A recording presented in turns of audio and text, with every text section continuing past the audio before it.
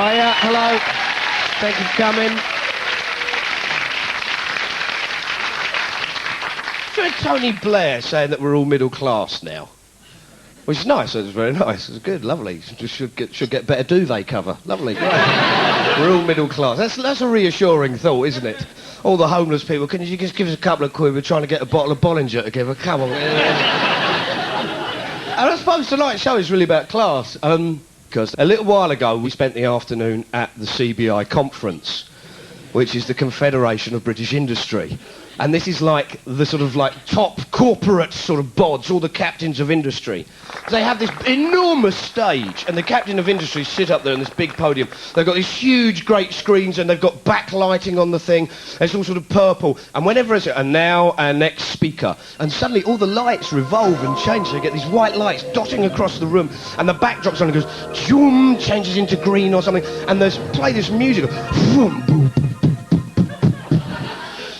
Graham Hodges, Tesco road haulage policy. But it is, for a moment, you do sort of think, "Way, come on, stage dive!" And, you know, that's what we should do. In fact, you should do it. You should do it because it costs 12 quid for the public to get in to the CBI conference. 12 quid, that's cheaper than a football match, isn't it? And you can still chant. You're sacked, yeah! You know, get in there, muck around, you know. Because there's no dress code. Just go along there, combat jacket, beret, dark glasses, balaclava. About 12 of you. Separate up, sit next to people. Strike up conversation. What's your name? Where do you live? Just fuck about a bit, you know. And I genuinely don't want to sound too kind of like 1970s agitprop left-wing theatre group. About, do you know what I mean? Here comes the evil capitalist, bowler hat, wax moustache. I am the evil capitalist. I am here to oppress the noble worker. I am the noble worker. You know, I don't want to sound like that, but these people are ruthless scum. And they have to be by law. It's true, the first duty is to the shareholder. So you've got to get maximum profits on a long-term basis. That means you've got to cut jobs, that means you've got to cut investment, you've got to get everything to shareholders. They have to be ruthless, otherwise they could end up in the dock. You're accused of behaving in a mildly humane fashion. I can assure you, Your Honour, my client is a complete and utter fucking bastard. He has personally sacked thousands of workers, has with his own hand drowned young kittens. He's on speaking terms with Jeffrey Archer. He is a bastard. He is also wearing a bowler hat with a wax moustache. Peter Mandelson was speaking at the conference, and he basically said that business leaders and corporate leaders weren't treated with enough reverence, and that we should idolise them. In fact, we should make icons of them, like as if they were footballers or pop stars. And you just, that's actually a very good idea. We should just be chasing sort of Eddie George from the Bank of England. Every time he appears, thousands of schoolgirls. Ah! Eddie! Loved your last interest rate put up, mate, lovely! And we decided in our own little way that they were right. And that we should help out. And we should treat business leaders like icons. So we decided to create our own businessman's calendar. And we thought we'll put it out to the mass market and see if the teen girls like it. And we thought we're better to start with our businessman pin-ups than Peter Mandelson, the person who initiated the whole thing. You know, he wanted businessmen to be like heroes and pop stars. We're doing a calendar for businessmen. Would you pose for us, Mr. Mandelson? Would you do a businessman pose for us? That's lovely. Could you say business power? Could you say downsize? Could you give me contempt there? That's lovely. That's fantastic. Bit more power, Mr. Mandelson. That's it. Just give me a lot of power there. That's fantastic. Just ignore me. That's lovely. That's fantastic. Thanks a lot. Cheers. Thank you. Waited 4 hours in a transit van to do it. But worth it. I think you'll agree. We wrote to another bloke. We wrote to Mohammed Al-Fayed. And he agreed to do it. He said, I will pose for the businessman's calendar. Entirely of his own choice. He came along dressed like this. I actually think the sitting in the chair would be good. No, I like stand. Do you want to stand? Okay. It's better this way. Can you smile for us? Smile? Yeah. Can you smile? Can you sort of brandish it? You know, like taking somebody on You're about to punish somebody. Yeah. Well, I think, yeah. don't give him any ideas now. Give us a big kind of... Okay, and you can choose whatever month that you want to be. So have you got any month? January. You want to be January? Yeah, because my birthday. Okay, January's good. Yeah. January's good. That's Mr. January. Now, a weird thing happened, because we've been looking at lots of companies. And whenever you get big companies, big corporations, whenever any of the workers there want to go on strike, they immediately say, now listen, you've got to do it properly. Don't want to be nitpicky, but there are procedures, lots of ballots, postal ballots, got to be checked, verified. What's the question you're asking? Don't want to be nitpicky, love you to go on strike, but, you know, it is the law. And so we thought, well, we wonder if they take that approach to company law. And we started having a look around, because there is a company law that says all directors of a company, by company law, must register their usual home address at company's house. And the Department of Trade and Industry went further and said, security is not an excuse to give a wrong address. Flick through Marks and Spencer's, 4 company directors, their usual address is the shop in Baker Street. I thought, well, that's dedication, isn't it? And then we found Stella Rimington. Now, Stella Rimington was the leader of MI5, and she's also a company director for Marks and Spencer's. And her address is the little sort of like head office. There's Stella, you can see Miss July. I don't know, she actually looks like Myra Hindley in that picture. She's got and she actually lists her usual home address as another bit of the shop in Baker Street. And we thought, that's maybe we're wrong, maybe we're being cynical, maybe she's helping out with the cleaning. Maybe that's what it was. And then we started having a look around, and we found out that 14 company directors of Ford all share the same flat in Dagenham.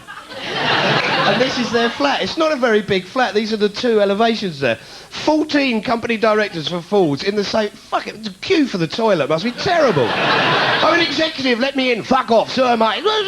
Stop it. Let me into the bathroom. Oh, piss off for a second. Oh, you can't. There's got to be a board meeting. And then we started going through all these other companies, and we've got some of the people that we met. Lord Marshall is a director for British Airways. There he is. Look at that. Mr. September. And his usual address was registered as the company headquarters. We're just trying to find out if Lord Marshall of Knightsbridge lives here, because this is where he's listed in company's house, you see. He doesn't live here, no. He doesn't live here. Frances Ann Heaton is a director of the Bank of England, also a director of Lazard Brothers & Co Limited. She's also a director of Defence Technology Enterprises Limited.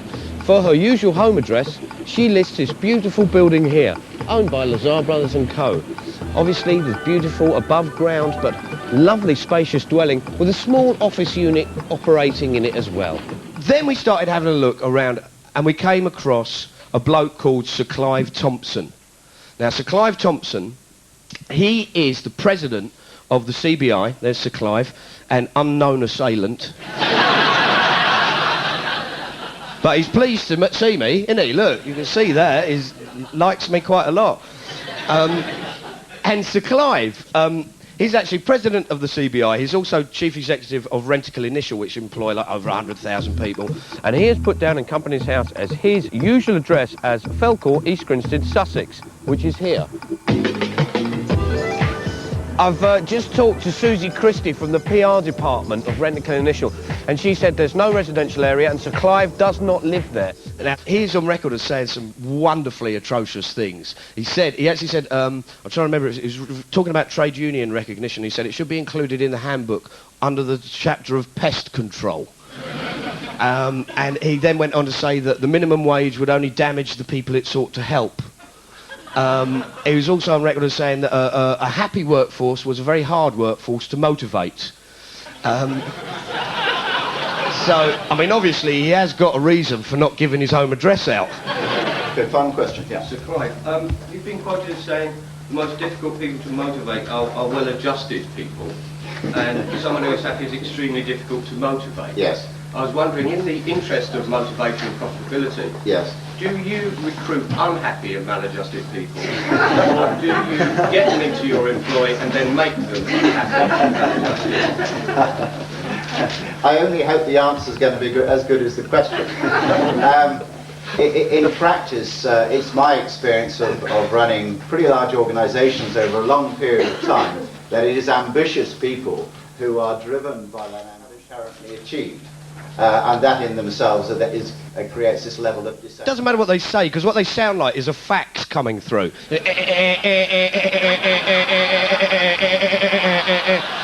One of the great quotes that he made was that if Dick Whittington had encountered the red tape and bureaucracy that business has today, he would have turned back on his quest to London. I thought, well, that's bollocks, that's bullshit, mate, but if you want to talk bullshit... You know, you said that if Dick Whittington had come to London, he'd met all that red tape, then he wouldn't have gone on the pavement of gold. But is it not true as well that if the Pied Piper of Hamelin had been paid a fair wage, then he wouldn't have stolen the children? I've heard the story. But do you not think so? Or what about if... The story is the story, isn't it? But you used the analogy in your speech of fairy stories. You used a different analogy. Well, what about if Dick Whittington, if he'd come to London and he'd met all the red tape and then fought through it, would that be good? I think it's a bit hypothetical. It's a hypothetical. What about Red Riding Hood, if we take Red Riding Hood? Should we leave it there, shall we? Can we just ask that question? Because it seems a wasted opportunity not to be able to ask questions. Okay, come on. Thank you very much. Thank you very much. Do appreciate your time. Thanks a lot. Look, what about this? How about it? We had a feeling sort of like wedge of money here. Just the wedge of money then. Okay. And we just have like the Queen's head. We'll do the Queen's head. We'll just sort of like a little Queenie, and then sort of 20. It's just doing a wedge of money. And then it's a watch of money. Sorry, I'm terribly sorry. I was just putting it. Well, you shouldn't do it.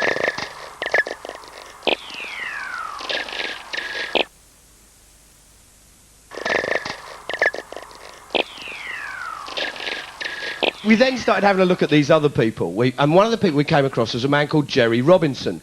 Now, Jerry Robinson runs a company called Granada, which is big. Mr. May, look at it, Jerry, lovely.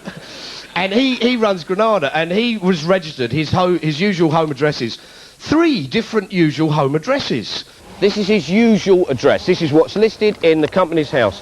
Unfortunately, he's got another house 2 streets along, which is his usual address. Here we are at Jerry's other address. And obviously he's had a bit of a party that's got out of control, as you can see.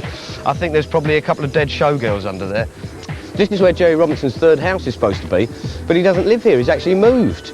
So that's all rather bizarre, isn't it? Apparently he did live here, but he doesn't live here anymore. The other interesting thing to note is how he spelt his name differently on each company address. So you've got Robinson Gerard Jude, and that's Gerard there. Then you've got Robinson Gerard, but no Jude. Jude's gone. Then you've got Robinson Gerard Jude. So he's dropped an R. Be a bit of a bugger if you wanted to find it on a computer search, though. So we wrote him a little letter saying, we think you've broken company law, mate. Put the wrong addresses down. And he wrote back a rather snotty letter. Blah, blah, blah, moved house. Quite normal to move house. Although I do not believe there's anything for me to remedy. No doubt you will now write to company's house pointing out your error in the earlier letter to the registrar referred to. So we've got to apologise to company's house. Only the thing is, there are 2 companies which he's director of, which he has got the wrong address on. And we have double-checked, Jerry, so as you are keen on apologies, your turn, mate. I think you're fine. And I know you're nitpicking. You're nitpicking. But how about this for nitpicking? 3.5 years ago, the Hillingdon Hospital women went on strike because they were asked to have a cut in wages and an increase in working hours. And they've been on strike for 3.5 years, right? And they recently won a tribunal hearing where they said whoever has the contract for Hillingdon Hospital cleaning must re-employ these women. So they've won it, and by law they should be re-employed. And Granada are the company who've got that contract. And Granada have said, no, we won't. It's not practical for us to employ 21 Asian women. No, we can't. No jobs. No, they're all shut. Go away. This is a company that says we come into contact with 23 million people every day. No, can't have, no, go away. So we thought we've got to get some sort of support going for the Hillingdon Hospital women. So we've faxed the entire cast of Coronation Street saying, as fellow employees of Granada, will you show some form of solidarity with the Hillingdon Hospital workers? Jerry Robinson has sent us a letter saying that he was wrong about the addresses. He's also said that the Hillingdon Hospital women are on strike behind us here, that they can't re-employ them because they won't accept changes in rotas and pay and places of work. And he's also said that it was unfair of us to ask the Coronation Street cast to comment on a very complex dispute. So they're probably not going to put their heads above the parapet, which I believe makes what you're going to see even more remarkable, because the workers you are going to see did put their head above the parapet. In the 2.5 years that I've been there, I've noticed the safety getting less and less as the deadline comes on. Basically, we feel like being rushed all the time, and safety's being put on the back burner. There was a fire, maybe a small fire, at Old Street Station, where smoke was coming through the tunnel into the Northern Line at London Bridge. All the passengers was evacuated Northern Line, and there was fire brigade and about 3 or 4 fire engines outside the job. A few of the lads see these and rung up the JLE asking why it hadn't been evacuated. Well, they was on the phone for 10 minutes before it was answered, and when it was finally answered, they was told, we're not aware of any situation at London Bridge. The most dangerous thing about working underground is a flash fire. If a fire starts up, it's very unlikely you'll get to the top of the hole before you're burned alive. These dog tags are basically, if we get burnt alive, the only way they'll be able to identify us is through the dog tags, you know? The only way they're going to recognise and identify the bodies at the Jubilee line is through a dog tag. You often hear sort of like, oh, these corporate directors and chief executives, they deserve every bit of their pay because they take a lot of risks. Oh, take a lot of risks. Oh, yeah, like that. Yeah, I bet. Oh, no, very dangerous in the boardroom. A lot of sharp pencils. No, very dangerous. Very dangerous. You can get paper cuts when you're chucking redundancy notices around. And really, you can. And also, a lot of us got bizarre sexual practices that could take your eye out. Yes. And so we thought, well, we've got to go bigger than this than just show it on telly. So what we did was we phoned up some Labour MPs and said, will you come and have a chat about health and safety on the Jubilee line? They said, yeah, no problem. We got 7 of the Sparks who are on the Jubilee line to come along as well.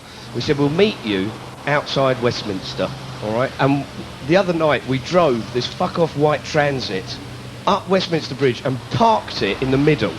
Got the MPs and the Sparks in the middle of the road, ripped off the top of the Transit where we've got a projection unit and a couple of loudspeakers, and started playing the lads' testimony up on the Jubilee line hoardings. The lads have got caught down a ventilation shaft because the diesel train's going through testing the lines, so you can try and get out. You imagine running up a 300-foot staircase, some of them vertical. The fumes rise. Anyway, by the time they got to it, they've got monoxide poisoning. They finish this up in Guy's Hospital. When they come out of Guy's Hospital, they said, you have got a level of monoxide poisoning in your blood. You know, you've got to be careful, don't go back down again. When they come back on the job, the gaffer turns around and says, can you just go back down again and sort your materials out and your lockers out? He said, what, back down into the graveyard? Unacceptable.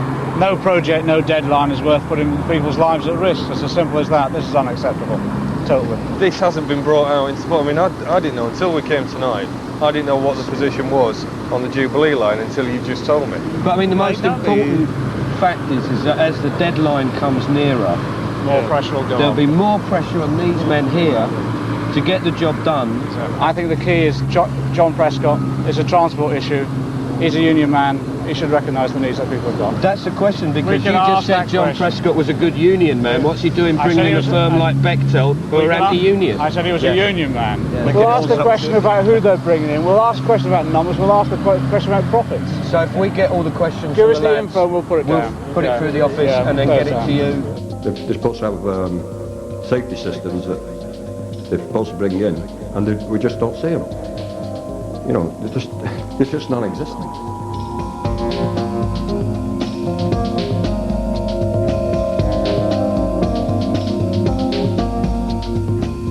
20 odd years ago was getting to say better deals than what they're throwing at us now. Under a Labour government, may I stress. Massive Labour fucking government, massive fucking majority that are doing fuck all but rip us apart. we wanted to talk about sort of like international labour, and we got an interview. It's coming up to Christmas. And we managed to get an interview with the British Toy Manufacturers Association, who came in to talk to Santa and to demonstrate their new Furby toys. You know the new Furby toys? They're basically like a rabbit dropping that speaks. Furby's now around about £30. I reckon if you made it in, say, Europe, somewhere in Europe or the States, it could be closer to the £60 mark. Over 80% of all toys now made in China. Really? And so it's a great help to their economy, of course. Yeah. But, you know, the market is always chased, unfortunately. We always go where you can make the toys as... So they're the cheapest labour pool. Price, exactly, at the moment. That's what I have with me elves. Ah.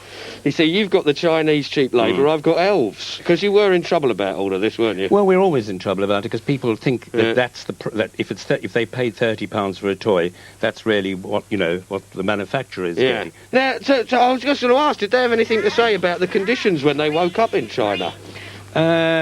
I don't think I think he's been asleep all the time because they don't put the batteries in. I should think they test them. That's probably for the best, though. Yes. Isn't it? Well, I mean, it'd be a bit noisy in the plane if they all started to talk to each other. And also, health and safety's a bit dodgy out there, isn't it? Because you've had one or two hiccups. Well, fortunately, it's all getting better now because what we have got, at long last, is a code of practice. Right, and what does that mean? And the code of practice means that you've got to start treating staff and their conditions the same way you would in your own country. Except it's not pay easy. them less. Sorry? Except pay them less. Well, in fact, when you say pay them less, in China that may be a better salary than one imagines. Certainly a lot better than perhaps they were earning before. I mean, what, are they richer than us? No, they're not richer than us, but in fact, I mean, one has to take into consideration that... they don't want more. Well, they want more, and they will be getting more. It's a culture shock in many ways that many of them are now working in factories where they never had employment or they're working in rice fields before. What did your last report say? Well, the last report? Yeah. The last report I said that if there were certain problems still to be overcome. What were but they? We have now got a committee... No, but what were they? What, the problems? Yeah. Well, in one or two places there are accusations. I haven't got any evidence. I don't go out of China. I haven't even seen a toy factory in China. But there have been accusations that it isn't all that it should be. By what? Well, they say that some of the workers have to work too many hours. But however, we have got a code of practice. We've got a complaints committee that if anybody had any complaints, it can be brought to this independent committee to examine. How would the Chinese send a complaint then? No, but the complaints can come from other organisations who do go out to check. I mean, I'll play fair with you. I'm all in favour of low wages. You are? Well, yeah, with the elves. The elves. I'll give them a... Oh, well, no, we're not allowed to do that. I'm glad to say our code of practice forbids that sort of treatment. Yeah. You'll have to get you've had one or two factories burned down, but not allowed to hit them. Well, those, I'm glad to say, were many years ago. The fire regulations are very strict now and improving. We'll finish up now, which is basically, we make them in China because it's cheaper. Yeah. Just for your information, some of the incidents that happened that were years ago, 1993, Thailand, 188 workers burnt to death in a factory fire. 1996, in Shenzhen in China, 19 workers died. And last year, 7 workers died when a dormitory balcony collapsed on them. So, years ago depends on your perspective, really, doesn't it? And my basic philosophy is this: if you want to pay workers 50p a day, fine. As long as you give the workers complete artistic control of the product. You give them complete control. Christmas Day, the little Furby arrives. Mummy, it's a Furby. What does it say? Help! My comrades are dying in factory fires! Mummy! Poor people stay poor people, and they never get to see. Someone's got to win in the human race. If it isn't you, then it has to be me. So smile while you're making it. Laugh while you're taking it. Even though you're faking it, nobody's gonna know.